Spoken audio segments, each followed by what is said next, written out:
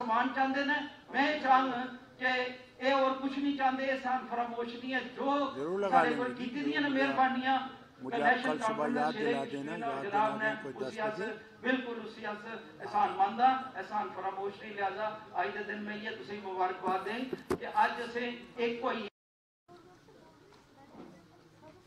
ये एक नया डिवीजन ड्रा किया गया था, क्योंकि आपका तबका जो है वो बहुत पसमानदा है, आज भी पसमानदा है। अगर ये 70 साल से आपको रिजर्वेशन मिली, मगर आज भी आप देखेंगे ये तबका हर गांव में गरीब है, पसमानदा है।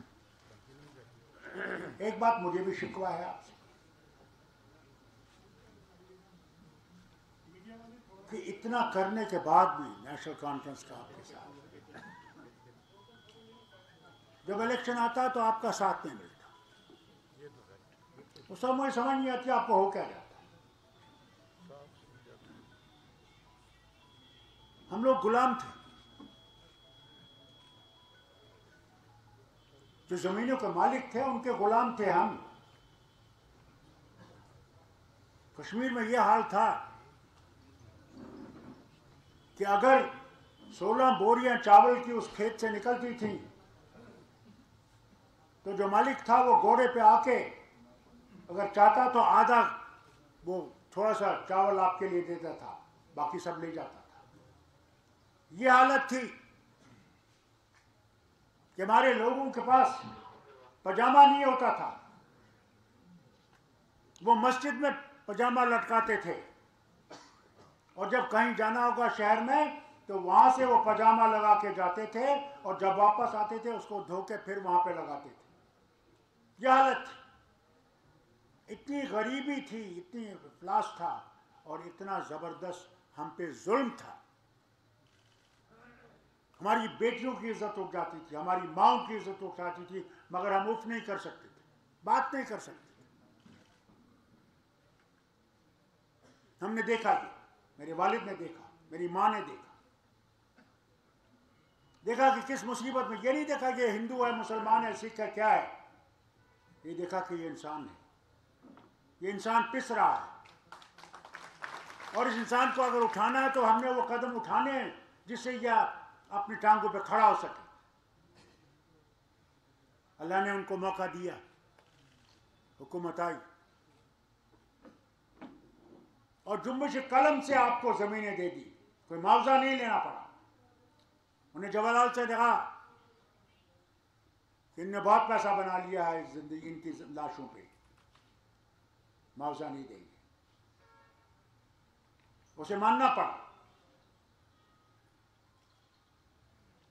आज जब आपकी जमीनें अपनी हैं, फारूक अब्दुल्ला क्या करना पड़ता है,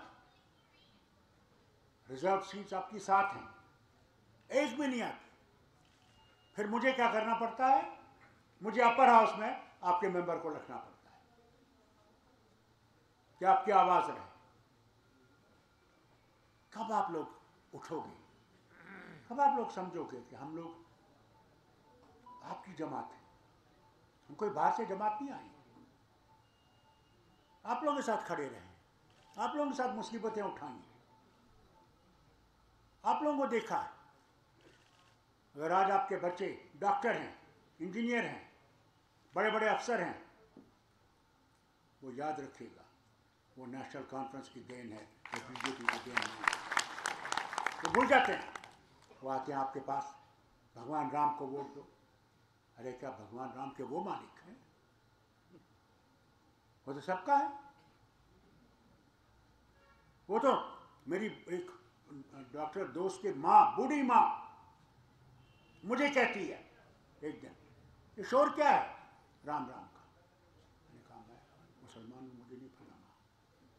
कहने लगी बेटा राम विश्व का राम है, वो सिर्फ हिंदुओं का राम नहीं है। मुझे कहा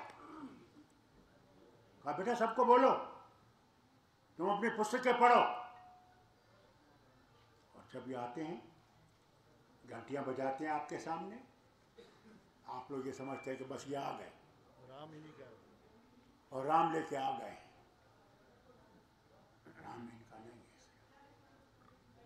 मालिक बन गए हैं राम के। कमाल है ये। फारूक अब्दुल्ला कल कहे मैं ही अल्लाह का मालिक हूँ, मैं ही जानने वाला हूँ अल्लाह को, तो फिटकार है मुझ पर, फिटकार है सबका, मौला सबका, रब्बुल आलमीन है, आलमों का रब। और ये आपके पास आते हैं गांव में, किसी को बांध के, वो जैसे वो आता था वो जीवन, पलट तेरा ध्यान किधर है मूर्ख, याद है आप लोगों को? ध्यान का, इसलिए आपके पास आए। और आप लोग ऐसे, और खासकर हमारी माएं बहनें, वो समझते हैं जैसे भगवान ही आ गया। ये नहीं देखते कि भगवान के रूप में वो कौन सा शैतान है, ये नहीं देखते। इसलिए अगर आपने सचमुच ईमानदारी से कदम उठाना, तो इस झंडे को उठा के इस जमात को मजबूत करना है, उसके बगैर बनेगा। तो मैं आपसे एक बात कहना चाहता हूं, आगे से मैं आपको कोई MLC नहीं दूंगा। मैं आपको लोचन साहब ईमानदारी से और साफ नहीं दूंगा। आपने अपने पांव पे खड़ा होना और आपने उस इंसान को जिताना है जो आपके लिए काम करेगा। ये नहीं कि वो सिर्फ अपने लिए काम करेगा। नहीं करोगे तो नुकसान में तुम होगे, फारूक अब्दुल्ला नहीं होगा। याद है आपको, आज भी हिंदुस्तान में एक जगह है जहां शेड्यूल कास्ट को घंटी बजा के चलना पड़ता है कि कोई बड़ा ब्राह्मण जो है वो तुम्हारी शक्ल ना देखे। मैं मुसलमान होके तालाब में ना गुसल कर सकता हूं, मगर तुम हिंदू होके उस तालाब में गुसल नहीं कर सकते। यह है आज भी 70 साल के बाद भारत की हालत। राजस्थान में जहां मैं पढ़ता था, वहां नाथद्वारा एक मंदिर है, बहुत प्राचीन मंदिर है। मैं जब वहां पढ़ता था, मैं मुसलमान होकर मंदिर जा सका था, मगर शेड्यूल कास्ट वाला उसके पौड़ियों से नीचे भगवान को बाहर से सलाम कर सकता था, भगवान के दर्शन नहीं कर सकता। ये हाल है। कब तक तुम लोग ये बर्दाश्त करो? कब तक? कब तक? वो तब होगा जब तुम्हारा समाज उठेगा और तुम इसके खिलाफ आवाज उठा सकोगे, तब तुम्हारा समाज उठेगा। नहीं तो तुम दबे रहोगे और हर वक्त दबाए जाओगे। इसलिए अपने आप को उस तक पहुंचाओ, उस मंजिल तक पहुंचाओ, क्योंकि उस ऊपर वाले ने हर एक को बराबर का बनाया है। ये नहीं कह सकते हो कि मेरा दिमाग तुमसे बेहतर है और तुम्हारा दिमाग मेरे से नीचे। खबरदार, मैं डॉक्टर होकर आपसे कहता हूं, उसने सबको दिया है, बराबर दिया है, मगर हम लोगों ने जो बड़े बड़े ये समझते हैं अपने आप को, उन्होंने आपको इतना डाउन कर दिया कि हम समझे कि हमारा दिमाग ही नहीं है। आज बड़े से बड़े डॉक्टर शेड्यूल कास्ट है, बड़े से बड़े जहाज उड़ाने वाले, जो 16-16 घंटे जहाज उड़ता है दिल्ली से अमेरिका, उसके चलाने वाला आपका है, आपके दलित से आता है। मगर फिर भी हमें पीछे धकेला जाता है, पीछे फेंका जाता है, क्योंकि हम अभी भी समझते हैं हम उधर नीचे हैं। अरे अपने आप को ये समझो कि मैं हूं। जिस दिन तुम्हारे में ये आ जाएगा कि मैं हूं और मुझे भगवान ने तुम्हारे से कोई कम नहीं रखा है, उस दिन तुम्हें कोई गिरा नहीं सकेगा। ये मेरी बात याद है। उसके लिए तुमने कोशिश वो करना और अपने झगड़े छोड़ दो। जब तक तुम झगड़े करते रहोगे कभी आगे नहीं बढ़ोगे। और जो आप में से अच्छा आदमी उसको आगे लाओ, खड़ा करो। इलेक्शन आने वाला है, आज नहीं तो कल, कल नहीं तो परसों आएगा जरूर। ऐसे आदमी को ढूंढो जो उससे डरता हो और जिसमें आपके लिए मोहब्बत हो, प्यार हो। ये नहीं कि वो अपनी तिजोरी भरेगा और आपको खा जाएगा, वो नहीं। उसको बनाइए जो ये सोचे कि मैंने उसके सामने जाना है और आज जो उसने मुझे मनसब दिया है मैं उसके सामने जवाब क्या दूंगा कि मैंने तुझे इस कुर्सी पर बैठाया, तुमने किया क्या। इसी आपसे कहूंगा, लोटन जी से कहूंगा, बड़े आपके दुश्मन होंगे, मैं आपसे कहता हूं, आज कहता हूं। क्योंकि जब आप काम करोगे तो दुश्मन बनेंगे, जब आप काम नहीं करोगे दुश्मन को क्या पड़ेगी। ठीक है, मगर जब तुम काम करोगे तो वो भी हिल जाएगा, आपके खिलाफ कितनी साजिशें करेंगे। उनके आरज़ू के लिए आपको तैयार रहना चाहिए। मैं आपसे कहता हूं, जितने भी लीडर यहां पे सबसे कहता हूं, जब आप काम करोगे तो आपके खिलाफ साजिशें, उन साजिशों का मुकाबला वो आपको मदद करेगा, वो आपको मदद करेगा। उसके भरोसे पे चले तो कोई आपकी ताकत गिरा नहीं सकता, और वह है हमने वो करना।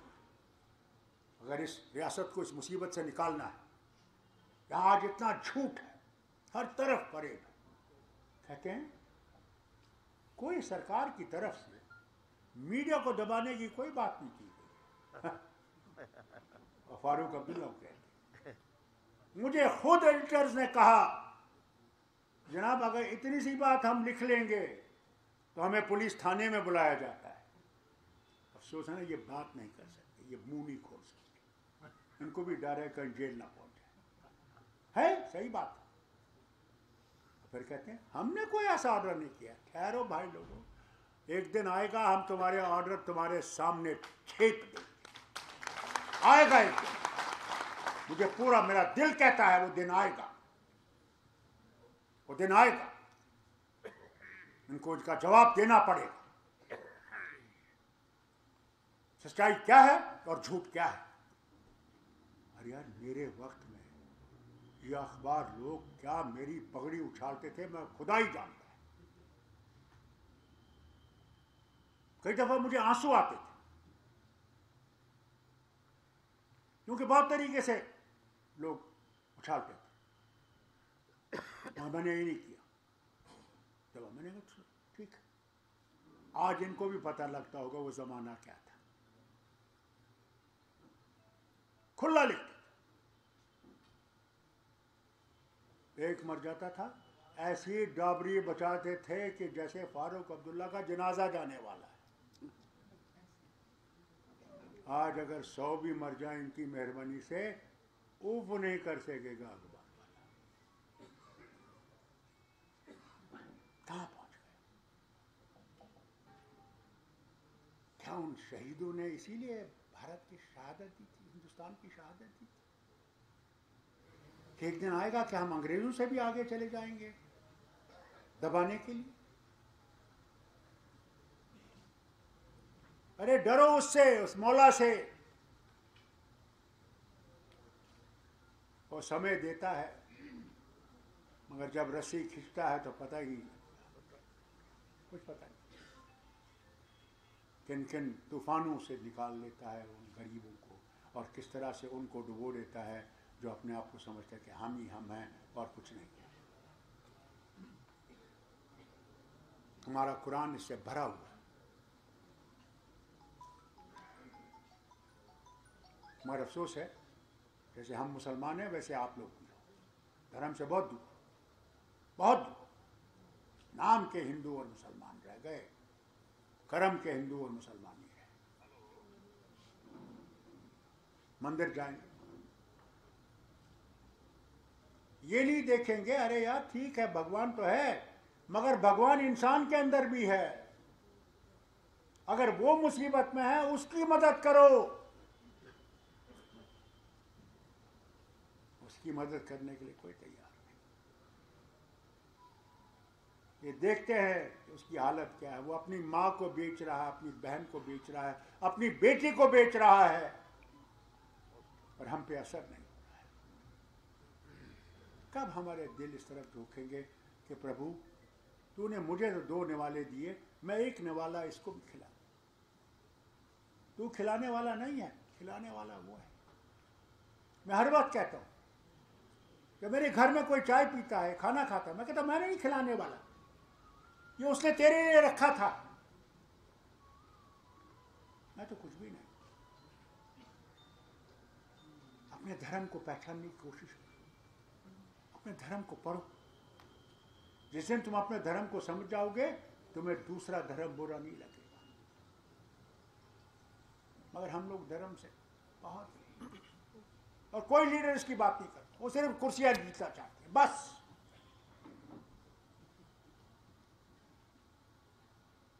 हमारे बच्चे बेकार पढ़े लिखे, जैसे अभी उन्होंने कहा, बड़ी बड़ी तालीमें पाए हुए, घरों में बैठे हुए, अपनी किस्मत को रो रहे हैं कि यार मेरे बाप ने सब कुछ छोड़ के मुझे पढ़ाया है, आधी रोटी मेरी मां ने खाई है, मुझे पढ़ाया है, कि आखिर मैं उसकी खिदमत कर सकूं।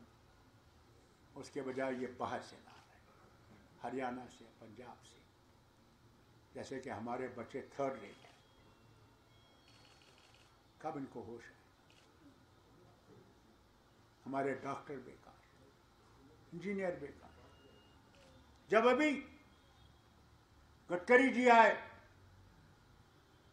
और श्रीनगर में बहुत बड़ा सम्मेलन हुआ, शेर कश्मीर कन्वेंशन कॉम्प्लेक्स में, मैं उनसे गुजारिश की, मैंने कहा हुजूर इतनी बड़ी बड़ी टनलें बन रही हैं, क्या हमारे इंजीनियर इस काबिल नहीं है कि वो काम कर सकें? क्या हमारे मजदूर नहीं हैं जो पत्थर उठा सकें? क्यों आप दूसरी जगहों से ला रहे हैं? क्या हमारे लोग बेकार नहीं हैं, भूखे नहीं हैं, नंगे नहीं हैं? फिर ने मुझे खत लिखा कि नहीं, हम इसकी तरफ तवज्जो देंगे। खुदा जाने तवज्जो कब हो। हम लोग इनसे ज्यादा नहीं, हम अपना हक मांगते हैं। हम नहीं मांगते किसी और रियासत का हक, हम अपना हक मांगते हैं। तुम वो हक हमसे छीन रहे हो। खबरदार रहिए, आतिशफशान पहाड़ तैयार हो रहा है, खुदा ना खास्ता हम सबको लेके डूबा आएगा। तो फिर देखता नहीं है कौन नमाजी है, कौन मंदिर जाने वाला है, कौन उसकी पूजा करता है नहीं करता है, वो सबको बराबर उठा के ले जाता है। जब बारिश पड़ती है तो क्या वो देखता है कि ये मेरा पूजने वाला है, इसको मैं बारिश दूंगा, और ये मेरा पूजने वाला नहीं है, इससे मैं अलग कर दूंगा? क्या पूछता है? सब पे वैसे ओले भी बरसाता है सबकी। यानी आप हैरान होंगे, कुछ साल पहले जब कश्मीर में तूफान आया, टेलीफोन भी एक बड़ा है, ये ऐसे बजता है तो पूछिए, और जब इसको बजाना होता तब बजता नहीं। और 10 एजेंसी से मेरा फोन लगा हुआ है। इसे मैं आपसे कहता हूं, जब मुझसे बात किया करे तो होश से किया करे। हाँ, क्योंकि सच्चाई आपके सामने, हर कोने में सीआई। अल्लाह जाने वो बिस्तरे के नीचे बिना एक दिन सीआई रहती। यह हालत। तो ये है वो, उसके गजब से डरो, सबसे इंसाफ करो। वो तुम्हारी जमात का हो या नहीं हो। मैं भी वजीर आला था, पूछिए उनसे जो बीजेपी के मेंबर थे उस वक्त या दूसरी पार्टियों में मेंबर थे, और मेरी जमात से पूछिए, मैं उन्हें ज्यादा वक्त देता था। इनसे पूछिए, उनको ज्यादा सुनता था कि उनको न लगे क्योंकि हम इनकी जमात के नहीं हैं तो मैंने सुनना नहीं है।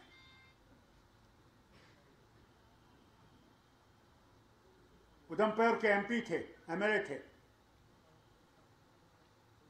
सीनियर मोस्ट,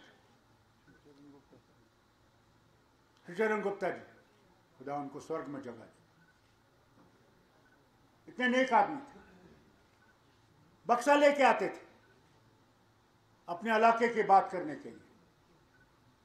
मैं अकेला नहीं, मैं चीफ सेक्रेटरी को वहां बिठाता था और कहता था सुनिए इनके मसाइल क्या हैं। वो अपने लिए कभी नहीं मांगते थे, लोगों के लिए मांगते थे। जनाब मेरी मुश्किल वहाँ ये है, मेरी वहाँ पुलिस की भर्ती नहीं हुई है, मेरे लिए वहाँ ये नहीं हुआ, क्योंकि मैंने उसके पास जवाब देना है क्या तुमने इंसाफ किया या नहीं। कई दफा अपनों को ठुकराता था, उनको बुरा लगता था, और मैं समझता था उनका दिल टूट गया तो मेरा उसके सामने जवाब नहीं होगा। आज क्या है, आज ये चुन चुन कर देखते हैं हमारा आदमी कौन है, उसको जहां से यानी जो सबसे बड़ी बुरी जगह होगी वहां भेज देते, बल्कि किसी ना किसी तरीके से उसको नौकरी से ही निकाल दे। ऐसा क्या नहीं, जम्मू कश्मीर के लोग को लोग खजल हो रहे हैं, तो बिल्कुल खत्म हो गए। बाहर से ऊपर लोगों को बिठा रखा है जो न तो हमारे कल्चर को जानते, न हमारे जिंदगी को जानते, न हमारी हिस्ट्री को जानते, तारीख को जानते, कुछ नहीं जानते। वो क्या इंसाफ करे। वो समझते हम तो 60 साल तक हैं, हमें क्या गम है वो नहीं देखते हैं। जब वो आता है वो 60 साल का, वो कुछ नहीं देखता है, उठा के ले जाता है। इंसाफ करो, इंसाफ करो, इंसाफ करो, क्योंकि जाना उसके पास है, उसे कोई रोक नहीं सकता। जो आया है उसने जाना है। वहां क्या करोगे, वहां झूठ नहीं चल सकता, वहां तुम्हारा बाप या भाई या गवर्नर नहीं आ सकता तुम्हें बचाने के लिए। वहां वो है और तुम हो, और जहन्नम की आग है। जैसा करोगे वैसा पाओगे। कहते हैं ना, जैसा बोओगे वैसा खाओगे, अच्छा बोओगे अच्छा खाओगे। अरे उसका तूफान भी आता है। हम लोग खाते पीते थे, मेरे दोस्त थे, बड़े बड़े अमीर थे, तो गरीब आता था मेरे पास, और जब गरीब आता था, इसको जरा बंद करो किसी तरीके से, वो जब आता था तो जितना मैं चीफ मिनिस्टर के फंड से दे सकता था, उसको कैंसर होता था या बेचारा गरीब था और उसकी बेटी की शादी होनी थी या और कोई तकलीफ थी, तो जितना मुझसे हो सकता था उस फंड से देता था। उसके बाद 2 संस्थाएं थी, एक था वो 2 बहुत इंपॉर्टेंट संस्थाएं, वो एक तो नहीं रेड क्रॉस नहीं, वो 2 और थी। हाँ नहीं नहीं डिसेबल्ड भी नहीं, 2 मेजर इंटरनेशनल ऑर्गेनाइजेशन। हाँ यूनिसेफ छोड़ो यार, हमारे हिंदुस्तान में भी यार जहाँ भी वो उसके मेंबर हैं, बुढ़ापे में यही तो मुसीबत है कि याद नहीं है उसका। वो संस्थाएं 2 थी, लायंस क्लब, देखा अब आपको याद आया, लायंस क्लब, और एक और चीज थी रोटरी। मैं इनको चिट्ठी भेजता, तो ये भी जो इन संस्था से मिल सकता था मिलते थे, क्योंकि उन जमानों में बड़े अस्पताल नहीं थे। लोगों को जाना पड़ता था चंडीगढ़, लोगों को जाना पड़ता था दिल्ली, लोगों को जाना पड़ता था बम्बई, गरीब कहाँ से पहुँचता। तो ये देते थे। उसके बाद मैं इन अमीर दोस्तों को भेजता था, और ये मेरे दोस्तों से कहता था इसकी मदद करो। चिट्ठी देखते थे, कहते जी फारूक साहब ने चिट्ठी भेजी है, हमें इज्जत है, मगर हमारा कारोबार आजकल चल नहीं रहा है, सुन लीजिए। और जब वो कहते थे कि हमारा कारोबार चलता रहे, तो बड़ी मुश्किल से आगे हो सकता 500 या 1000 रुपया दीजिए। जब 90 आया, और वह बंदूक वाले आए और उन्हें बंदूकें यहां रखी, निकाल 10 लाख, निकाल 20 लाख। यहां तक कि मेरे एक डॉक्टर दोस्त की बेटी को उसका नौकर आया, कहना है मैंने तेरी बेटी से शादी करनी है। उसने कहा, उसको तो गश आ गया, मगर बीवी, बेटियों माओ, तुम लोग हमसे बेहतर हो। उसका हौसला, हिम्मत देखी। उसने अच्छा ठीक है, खाना खाओ, अपने घर वालों को लाओ, तू कैसे थोड़ा कर लड़की दे देगी, उनको लाओ, हम लोग आराम से शादी कर लेंगे। जब वो चले गए खाना वाना खा के, रात को 12 बजे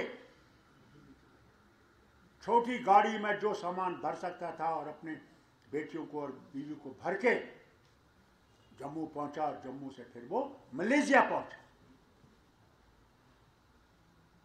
यह हाल था हमारा। और ये लोग ऐसे भागे रातों रात के अमीर, और एक दिन मुझसे दिल्ली में मिलने आए।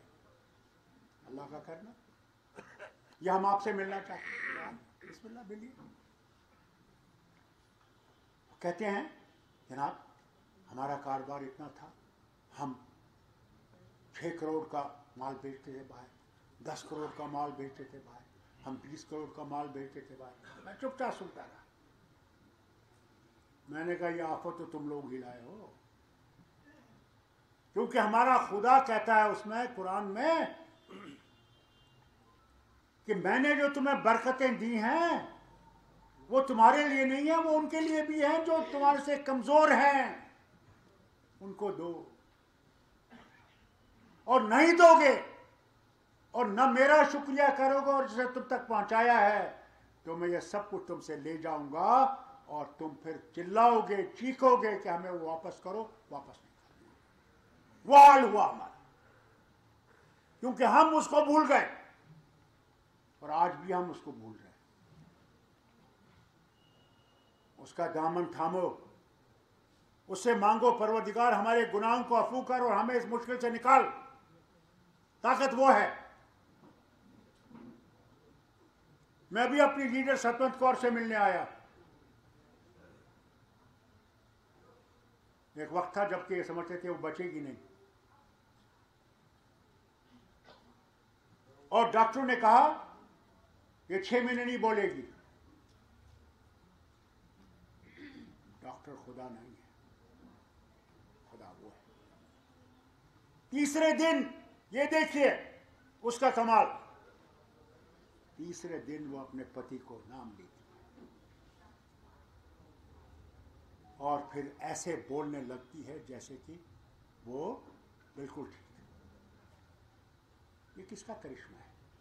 उसका। और हम उसको भूल गए और इनको समझे ये जो आज बैठे हुए ये मालिक है, ये वक्ती मालिक है, उनको भी उड़ना है जिस तरह बाकी उड़ गए। उसके लिए भी दुआ करिएगा कि भगवान अल्लाह उसको जल्दी से सेहत बख्शे, ठीक हो जाए, फिर हमारे साथ बैठ सके। यह है उसकी कुदरत।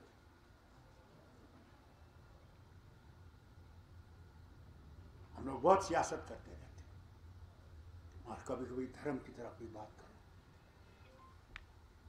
धर्म को भी उठाओ। धर्म सिर्फ मंदिर और मस्जिद जाने के लिए नहीं है, गलतफहमी है तुम्हें। धर्म है नेकी करने का, भलाई करने का, अच्छाई करने का, वो है धर्म। बदी करने के लिए धर्म नहीं है, दिखाने के लिए धर्म नहीं है कि मैं नमाज पढ़ता हूं, कि मैं मस्जिद जाता हूं, मैं मंदिर जाता हूं। वो दिखावा है। वो कहते हैं क्यों ढूंढते हो उसे जमीन और आसमान की गर्दिश में, क्यों ढूंढते हो उसे जमीन और आसमान की गर्दिश में, अगर वो तुम्हारे दिल में नहीं, वो तुम्हारे लिए कहीं भी नहीं। से पहले उससे यहाँ देखो, वो तुम्हारे में है मगर तुम्हें दिखता नहीं, क्योंकि तुम उससे बहुत दूर हो। जिस दिन तुम उसको पहचान लोगे, तुम्हें दूसरी दुनिया दिखेगी, तुम्हारी आत्मा जाग जाएगी। उस आत्मा को जगाओ, तब तुम्हें नेकी और बुरी सामने दिखेगी। लोटन जी, मैं आपको मुबारक करता हूं, बहुत मुबारक करता हूं। बहुत मुश्किल काम है, मैं आपसे कहूंगा, आसान नहीं,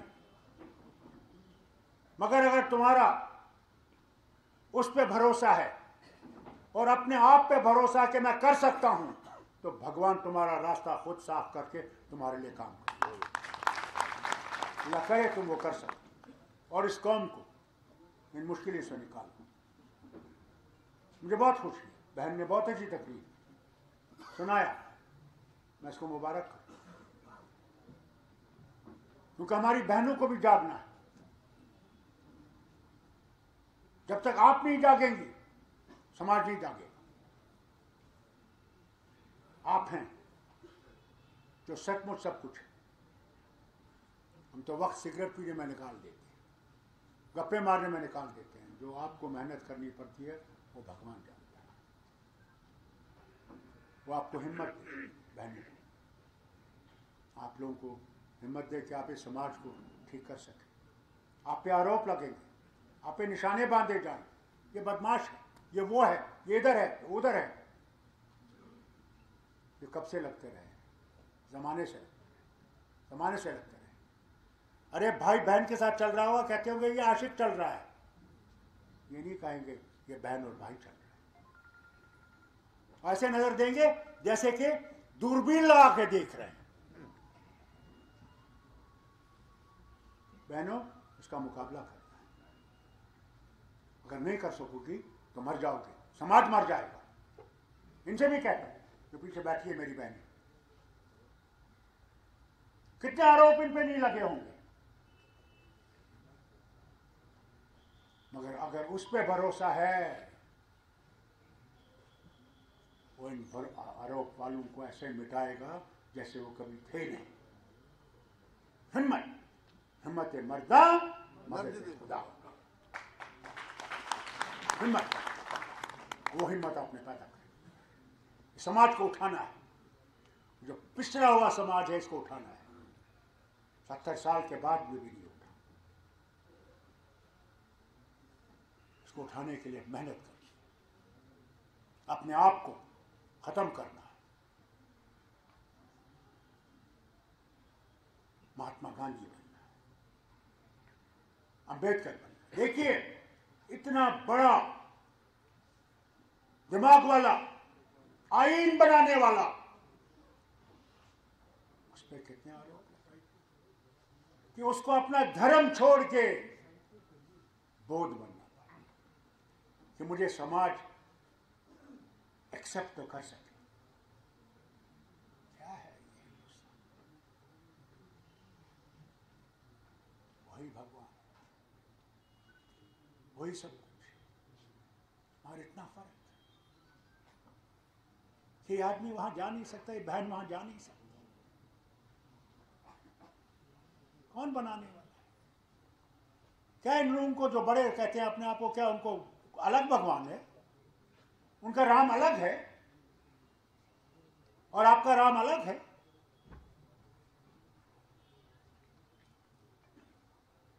मेरे कभी कभी आंसू आते हैं ये देखकर कि हमारा समाज कब ठीक होगा। 75 साल हो गए हमको आजाद हुए, मगर इस बर्बादी से आजाद नहीं होते, इस ऊंची और नीची जात से नहीं निकल गए।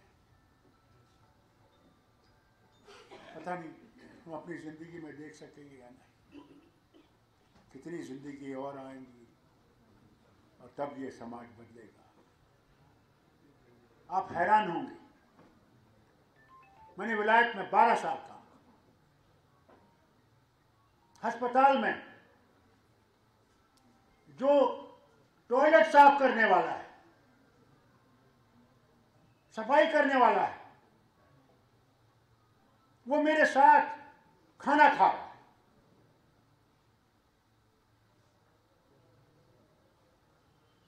जरा यहां दिखाइए मुझे कोई नीची जात को ऊपर वाली जात कुर्सी दे दे। लाना तो अलग बात, उसके साथ बैठना अलग बात। काम कोई भी हो सकता है, काम काम है, मगर इंसान तो इंसान है। उसमें तुम फर्क करो, उसमें तुम ये कहो क्योंकि ये काम करता है, ये है, या ये मरघट में जलाता है इससे ये नीचा है।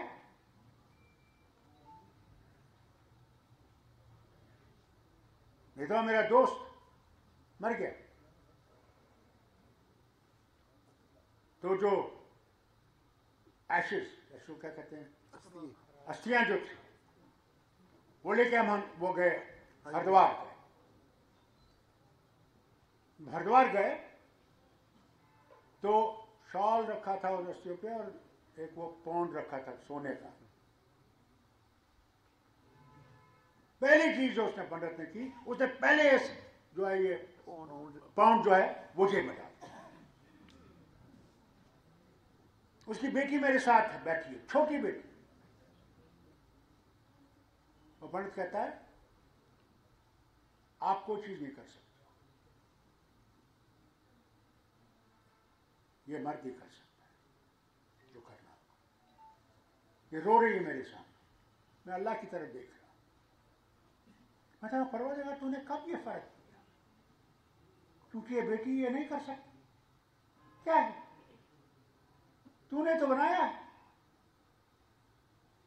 मैंने पंडित जी से पूछा, मैं पंडित जी क्या है, किस धर्म में लिखा हुआ, जरा मुझे वो किताब दिखाइए। लीजिए हमारी परंपरा। मैंने परंपरा क्या मतलब है। और जब वाजपेयी जी गुजरे, मैं वहां था, उसकी बेटी ने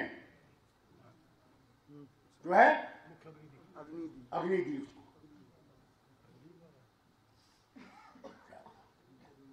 कहां पे हमने धर्म को पहुंचाया, कब धर्म हमारा बदलेगा,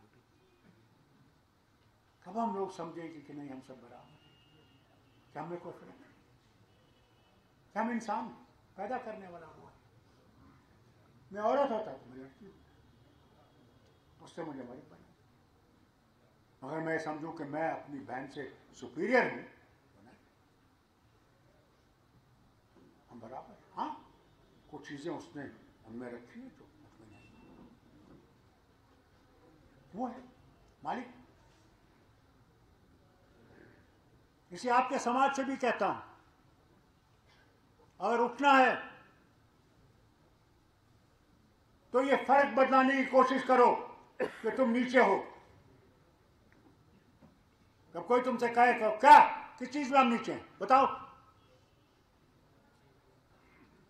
क्या मेरे हाथ अच्छे नहीं है, मेरी आंखें दो नहीं है, मेरा चेहरा ऐसा नहीं है जैसा तुम्हारा है, क्या तुम्हारे दिल के अंदर 4 खाने नहीं है कि 10 खाने हैं। उसने कोई फर्क नहीं, उसने बराबर रखा सबको,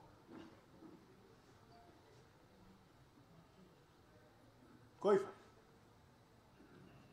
यही हर एक किताब में हमारी में है जो अल्लाह की तरफ से आई है, वो कुरान हो, वो तौरात हो, वो बाइबल हो, कोई फर्क नहीं, मगर हम फर्क करने वाले हैं।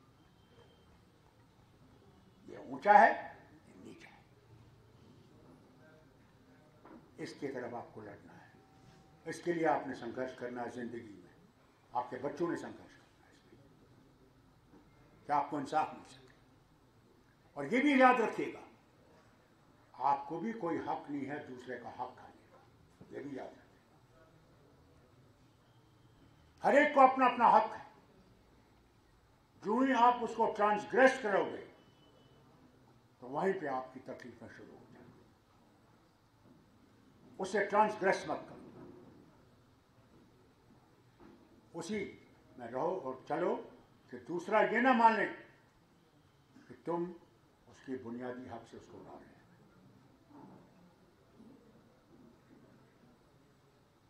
भारी क्या मामला है?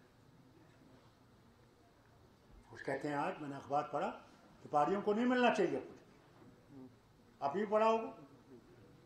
मैं उनसे पूछना चाहता हूं, क्या इनको हक नहीं? इनका भी वही हाल है, वही छोटी सी जमीन है, वो छोटा सा घर है, वही भैंस है या गाय है, वही रहने का तरीका हो, वो राजपूत हो, वो मुसलमान हो, वो हिंदू हो, वो शेड्यूल कास्ट हो, बराबर वैसे ही रहते, कोई फर्क नहीं। जब तुम्हें मिलकर तुम उठ सकते हो तो ये क्यों नहीं उठ सकते? क्या इनका हक दबाओगे? जहन्नम जाए ऐसी हुकूमत को जो किसी के साथ इंसाफ नहीं कर सके, जहन्नम जाए। हुकूमतों को इंसाफ करना है, हर तबके से इंसाफ करना है, हर लोगों से इंसाफ करना है जो पसमानदा हैं। अगर तुमने हिंदुस्तान बनाना है तो हिंदुस्तान एक के लिए नहीं है, हिंदुस्तान सबके लिए है और बराबर है। Constitution guarantees everybody's freedom, guarantees, it guarantees human rights.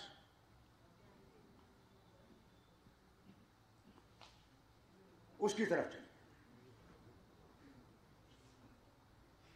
मुझे बहुत खुशी है कि आप लोग आए, मुझे मौका मिला आपसे अपने विचार रखने का, मगर इस पे अमल करें। अमल से कुछ होता है और किसी चीज से नहीं होगा। जब तक अमल नहीं होगी तब तक कुछ नहीं। You have to work on it. You have to sacrifice yourself if you want your community to rise and to get out of this poverty that you suffer, humiliations that you suffer, exploitation that you suffer, hatred you suffer. You have to fight this hatred, all this discrimination, everything else that puts you down. I am no better than you. We're all the same. Howsoever your religion may be anything, He created me like you. And I don't see any difference. I have never seen any difference. My God has taught me this. And we are all one. We have come, we have to go, and we have to face Him. We have to prepare ourselves when we face Him, what we are going to do. ये दुनिया बहुत आर्जी है, 200 साल भी जियोगे तब भी जाना है।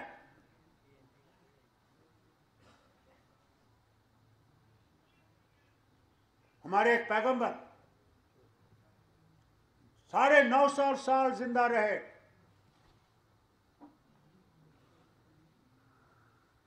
कि लोगों में खुदा की बात पहुंचा सकें। फिर जब एक दिन आया कि वो इतने बुराई में पिस गए थे कि वो उसकी तरफ आने को नहीं थे, तो खुदा ने इससे कहा किश्ती बनाओ। अल्लाह, किश्ती कहाँ से बना? मुझे तो मैं तो एक ऑर्डिनरी आदमी हूँ, मुझे किश्ती का क्या पता है? उसने कहा मैं दिखा, जंगल पैदा कर दिया, बहुत बड़ी किश्ती बनाई, और जब किश्ती तैयार हो गई उसने कहा बुलाओ उनको जो तुम्हारे साथ अल्लाह को मानने वाले हैं, मुझे मानने वाले हैं। उसमें जानवर, आदमी, जो कुछ भी था उस किश्ती में आ गए। उसका बेटा और उसकी बीवी नहीं मानते कि वो है। बेटे ने कहा मैं पहाड़ पर चढ़ जाऊंगा, यहाँ क्या है, ये रेगिस्तान है, यहाँ कहाँ से पानी आएगा? उसने कहा बेटा पानी आएगा, मैं कह रहा हूं उसको मानो। बीवियों को कहा, बीवी ने नहीं माना, कहा नहीं वो है नहीं। पानी जमीन से इतना निकला, आसमान से इतना गिरा कि समंदर बन गया। सबको डुबो गया और नूह की इस किश्ती को पार ले गया जो उसको मानने वाली थी। आपसे भी कहता हूं, उसके सिवा कोई ताकत नहीं। क्यों न मैं प्राइम मिनिस्टर क्या सारी दुनिया का प्रेसिडेंट बन जाऊं, तब भी कुछ नहीं। वही है जिस नाम से तुम पुकारो, फर्क मत करो। मेरा धर्म मेरा है, तुम्हारा धर्म तुम्हारा है। मैं तुम्हारे धर्म की इज्जत करता हूं, तुम मेरे धर्म की भी इज्जत करो, तभी ये दुनिया चलेगी। मैं तुम्हारे धर्म की इज्जत नहीं करूं तो मुझे तुम्हारे धर्म से इज्जत कैसे मिलेगी? हमने एक दूसरे का हाथ थामना है, एक दूसरे का धर्म को पहचानना है और एक दूसरे के धर्म की इज्जत करनी है। भगवान करे कि हम लोग ये कर सकें और वो हिंदुस्तान बना सकें तो सारी दुनिया में ऐसे चमके जैसा कोई भी सितारा आजकल दुनिया में नहीं। बहुत बहुत शुक्रिया। जय हिंद, जय जम्मू।